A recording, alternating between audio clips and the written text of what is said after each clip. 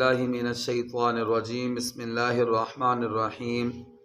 ان الذین تولوا منکم یوم التقى الجمعان انما استزلهم الشیطان ببعض ما کسبوا ولقد عفا اللہ عنہم ان اللہ غفور حلیم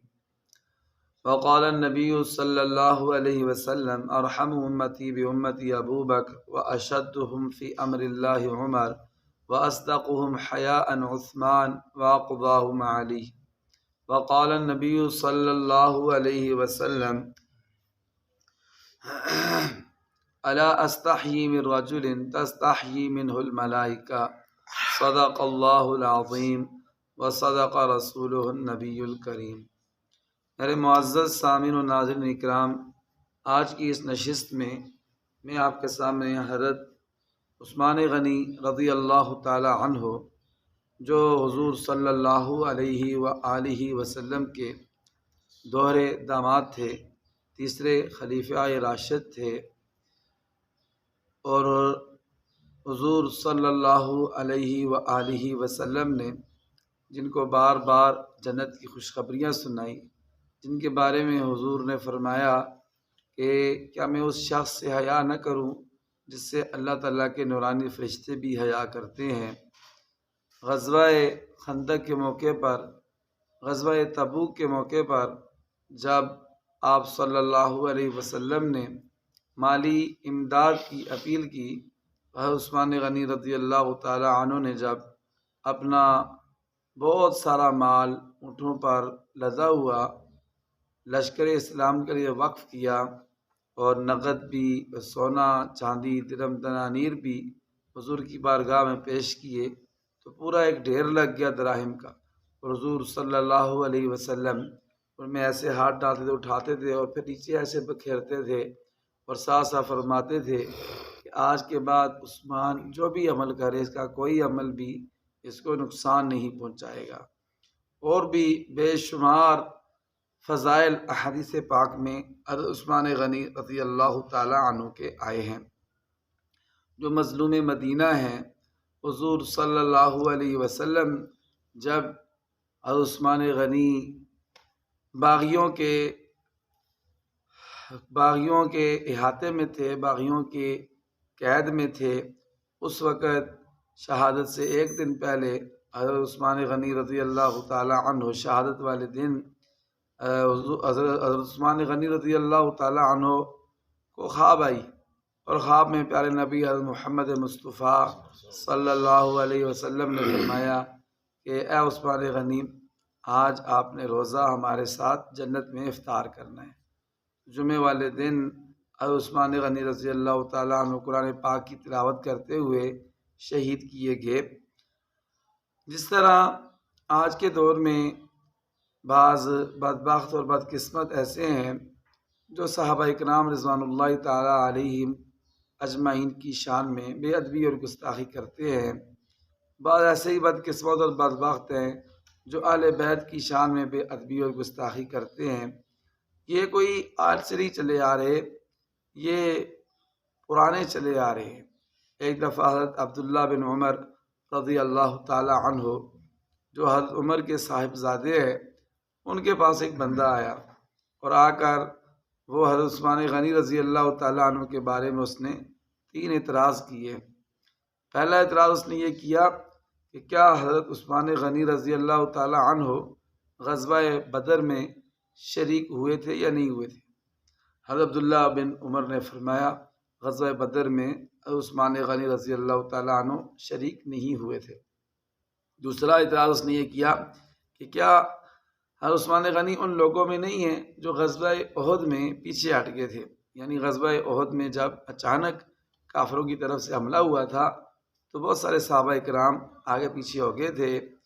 اور جنگ سے پیچھے ہٹ گئے تھے۔ تو حضرت عبداللہ بن عمر نے فرمایا ہاں، حضرت عثمان غنی رضی اللہ تعالیٰ عنہ بھی ان میں شامل تھے۔ اس نے تیسرا اعتراض یہ کیا کہ کیا حضرت عثمان غنی رضی اللہ تعالیٰ عنہ صلح حدیبیہ کے موقع پر جو بیعت لی تھی حضور نے 1400 صحابہ اکرام سے، کیا اس بیعت میں شامل تھے؟ تو حضرت عبداللہ بن عمر نے فرمایا نہیں، اس میں بھی شامل نہیں۔ حضرت عبداللہ بن عمر رضی اللہ تعالیٰ عنہ نے اس کے ان اعتراضات سے اندازہ لگایا کہ یہ بندہ، اس کے دل کے اندر بغض عثمان ہے اور یہ عثمان غنی رضی اللہ تعالیٰ عنہ پر اعتراض کر رہے ہیں اور اس کو سمجھ نہیں ہے۔ تو حضرت عبداللہ بن عمر نے اس کے تینوں اعتراضات کا پھر جواب دیا۔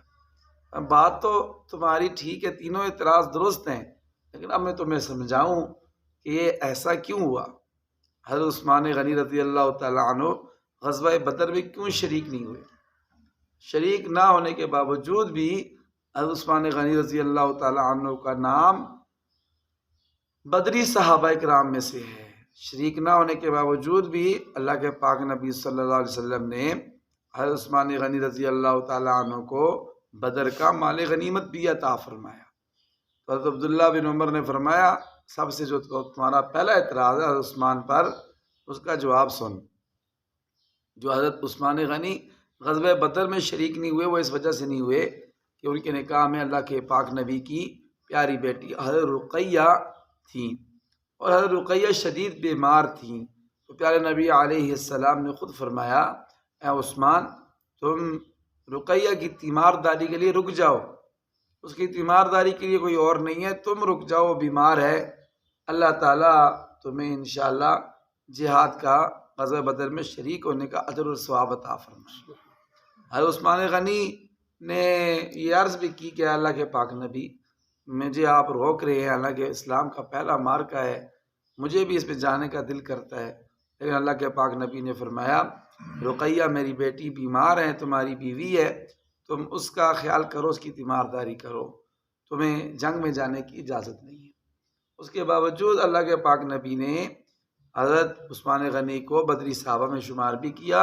اور بدر کا مال غنیمت بھی انہیں عطا فرمایا۔ یہ وجہ تھی جس وجہ سے حضرت عثمان غنی غزوہ بدر میں شریک نہیں ہوئے۔ جو دوسرا اعتراض ہے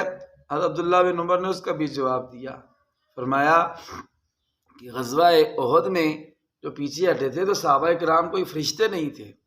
صحابہ کرام کوئی معصوم نہیں تھے، وہ بھی انسان تھے، ٹھیک ہے۔ اور جب اچانک حملہ ہوا تو لازمی بات ہے، اچانک حملے کی وجہ سے بندہ آگے پیچھے ہو سکتا ہے، گھبرا سکتا ہے، اس میں کون سی ایسی بات ہے۔ اور جب اس کے بعد جہاں پر اللہ تعالیٰ نے قرآن پاک میں اس کا ذکر کیا، غزوہ احد کا اور کافروں کے حملے کا ذکر کیا ہے، تو وہاں پر اللہ تعالیٰ نے یہ بھی ذکر کیا ہے،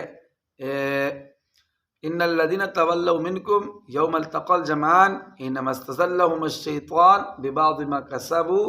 ولقد عفا اللہ عنہم۔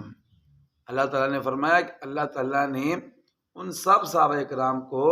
جو غزوہ احد میں کافروں کے اچانک حملے سے پیچھے ہٹ گئے تھے، اللہ تعالیٰ نے ان سب کو معاف کر دیا۔ اللہ تعالیٰ نے ان سب کو معاف کر دیا۔ جب اللہ تعالیٰ نے معاف کر دیا ہے تو پھر کون سا ایسا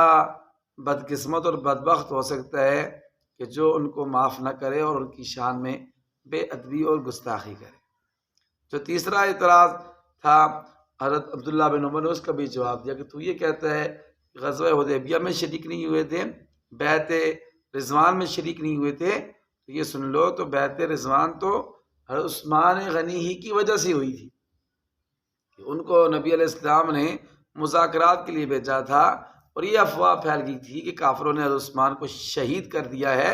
تو اس لیے پیارے نبی علیہ السلام نے ان کے خون کے بدلے کے لیے، حضرت عثمان کے بدلے کے لیے 1400 صحابہ کرام سے بیعت کی کہ اس وقت تک ہم واپس نہیں جائیں گے جب تک حضرت عثمان غنی کا بدلہ نہیں لے لیں گے۔ بیعت رضوان تو ہوئی حضرت عثمان غنی رضی اللہ تعالیٰ عنہ کی وجہ سے تھی۔ ان تینوں اعتراضات کے جوابات حضرت عبداللہ بن عمر رضی اللہ تعالیٰ عنہ نے اس بندے کو دیے۔ آج کے دور میں بھی ایسے بدبخت بدقسمت موجود ہیں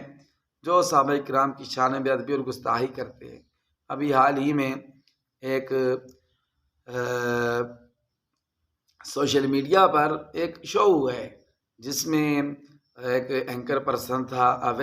اویس ربانی۔ وہ ایسے لوگ صرف دنیاوی لالچ کے لیے، شہرت کے لیے کہ ہمارا یہ چینل، ہمارا یہ اکاؤنٹ یہ مشہور ہو جائے، ہمیں پیسے زیادہ ملیں، اس لالچ میں وہ ایسے کرتے ہیں کہ کہ دونوں طرف سے بلکہ تینوں چاروں طرف سے سب مسالک علماء کو بلا کر اختلافی بحثوں کو چھیڑ دیں تاکہ آپس میں لڑیں، ایک دوسرے پر اعتراض کریں، اس وجہ سے ایک قسم کا شور برپا ہو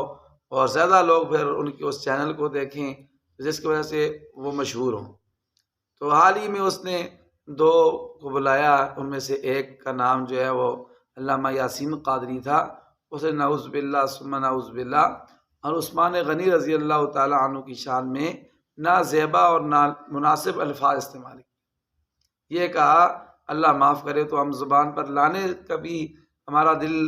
اس کو، ہمارا ایمان اس کو گوارا نہیں کرتا ہے، لیکن اس کے اس بے ادبی اور گستاخی کو بتانے کے لیے آپ کے سامنے ذکر کر رہا ہوں۔ وہ کہتے ہیں نعوذ باللہ کہ جنگ سے فرار اختیار کیا، پھر فرار کا معنی یہ کرتا ہے کہ پشت پھیر دی، پھر پشت کا معنی استہزاء کے طور پر یہ کرتا ہے کہ اپنی نعوذ باللہ کہتا ہے کہ اپنی تشریف جو ہے وہ کافروں کی طرف کر۔ ایسے بے ادبی اور گستاخی والے جب اللہ تعالیٰ نے قرآن پاک میں تو ذکر کیا ہے اس کا، بندہ ایسے کر دے ٹھیک ہے جی جنگ سے پیچھے ہٹ گئے تھے، ٹھیک ہے جی آگے پیچھے ہو گئے تھے، لفظ استعمال کر سکتے ہیں، لیکن ایسے بے ادبی اور گستاخی والے اس نے لفظ استعمال کیے جس کی وجہ سے سوشل میڈیا پر بڑا ہی جو ہے وہ شور برپا ہے۔ اس کے خلاف تو خیر FIA میں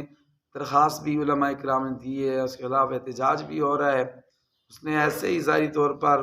معافی مانگی ہے، لیکن وہ جس طرح اس کا حق ہے اس کی تلافی کا اس طرح نہیں کی ہے۔ اللہ تعالیٰ سے دعا ہے اللہ تعالیٰ ایسے بدقسمتوں بدبختوں کو ہدایت عطا فرمائے، اور اگر ان کی قسمت میں ہدایت نہیں ہے تو اللہ تعالیٰ ان کو تباہ و برباد فرمائے۔ وہ جو اینکر پرسن ایسے اختلافی مسائل کو اٹھاتے ہیں اللہ تعالیٰ ان کو بھی ہدایت عطا فرمائے، اور ان کی قسمت میں اگر ہدایت نہیں ہے تو اللہ تعالیٰ ان کو بھی تباہ و برباد فرمائے۔